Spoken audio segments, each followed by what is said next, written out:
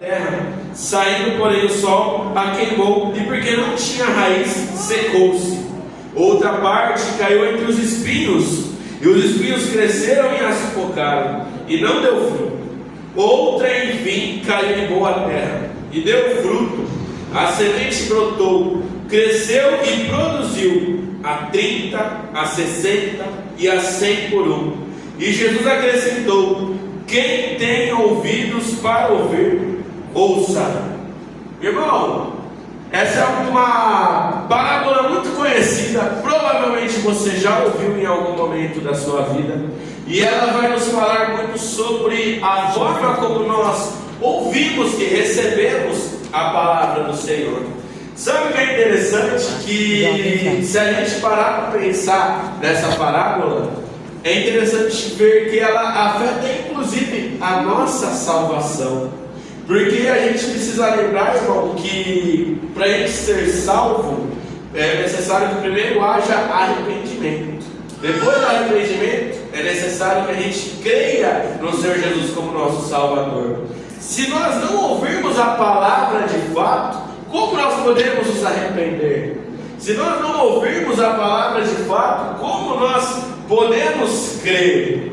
Então, irmão, a forma como nós recebemos a palavra, ela pode afetar a nossa salvação, porque pode afetar a nossa fé, inclusive de você que já aceitou Jesus como seu Salvador. Porque, irmão, se você não se alimentar dessa palavra diariamente, a sua fé vai se esfriar. E se você perder a sua fé, consequentemente você também perde a sua salvação. Não pense você que por um dia você aceitou Jesus. Se você não persistir nessa fé, irmão, a gente perde tudo o que foi construído. Mas sabe o que eu acho interessante nessa passagem?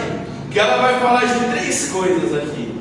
Ela vai falar do semeador, e nós temos 2 pontos fixos aqui. Um deles é o semeador, que no primeiro momento é Jesus, mas no segundo momento é todo aquele que prega o Evangelho, todo aquele que fala essa palavra que eu estou te pregando nessa noite. E o segundo ponto é a semente, sempre de boa qualidade.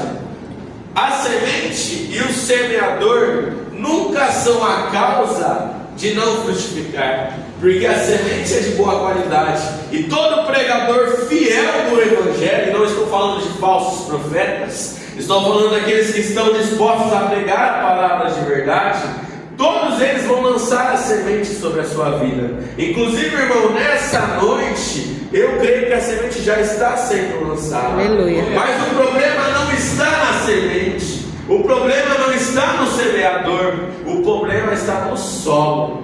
Sabe o que eu acho interessante, irmão? Que da mesma forma que nós temos 3 tipos de solos ruins, nós também temos 3 tipos de dificuldades para esse solo. Porque não é só o fato do solo não ser bom, é o fato de ter uma influência que faz o solo também não ser bom. Nós temos 3 influências que inclusive Jesus vai explicar nessa parábola. A primeira é uma influência demoníaca, porque Satanás sempre vai agir para tirar a palavra do seu coração. Às vezes, irmão, ele vai colocar uma distração na sua vida no meio do culto, e a distração pode ser colocada de diversas formas. Pode ser um pensamento que surge na sua mente, pode ser o seu celular que você começa a olhar no meio da palavra, pode ser coisas que Satanás vai colocar para arrancar essa semente do seu coração e ela não frutificar. E se você deixar essa influência agir na sua vida, irmão, não tem como a palavra transformar a sua vida. O segundo tipo de influência que nós vemos aqui são as angústias, são os sentimentos. Porque, irmão, se nós deixarmos a ansiedade, e o Paulo falou muito sobre isso, se nós deixarmos isso tomar conta do nosso coração, isso vai sufocar a palavra de Deus. Nós não deixamos a palavra de Deus nos frutificar de fato, crescer na nossa vida. Então, irmão, os seus sentimentos, eles podem prejudicar o seu crescimento na fé. E o terceiro é a prioridade. Se você não priorizar a palavra na sua vida, irmão, não tem como você viver transformação. Não tem como você viver isso a vocês nessa noite, irmão, porque a gente está aqui numa noite de renovo e de restauração. Um sinônimo que eu poderia falar para isso é avivamento também. Irmão, todo avivamento, se a gente pegar a história, seja no Antigo Testamento, seja no Novo Testamento, ele sempre teve duas características. Não existe avivamento se não tiver essas duas características, biblicamente falando. A primeira eu já falei em outros cultos, é o arrependimento. Se não tem arrependimento, não tem transformação. Se não tem arrependimento sincero, não tem como mudar. Mas a segunda característica que faz um avivamento acontecer é a palavra. Glória a Deus. A palavra é quem aviva, a palavra é quem transforma, a palavra é quem renova, a palavra é quem muda a nossa vida. Se nós não voltarmos a essa palavra, não tem como a gente viver o novo de Deus. Falo isso, irmão, porque esse hábito tem que ser algo diário, não tem que ser algo só do culto, não. O culto é muito pouco. Irmão, você precisa ler essa palavra todos os dias da sua vida. E se tem algo que muda a vida do ser humano, e eu dou prova, testemunho com a minha própria vida, é a palavra de Deus.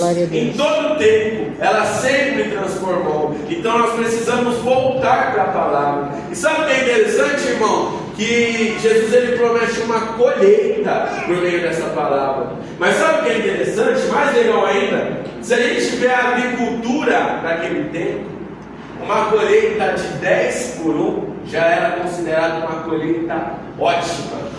Dificilmente quando você plantava uma semente, ela ia render 10 por 1. Jesus promete aqui no mínimo 30 por 1. A 30, a 60, a 100. O que Jesus está falando é que se você estiver disposto a receber essa palavra, irmão, você vai ver o extraordinário. Aleluia. O mínimo que Jesus promete aqui na colheita é o extraordinário. Mas você precisa estar disposto. Então eu termino essa palavra com uma pergunta, irmão. Você está disposto a ser um solo bom para que a palavra de Deus frutifique na sua vida? As palmas exaltam o nome do Senhor.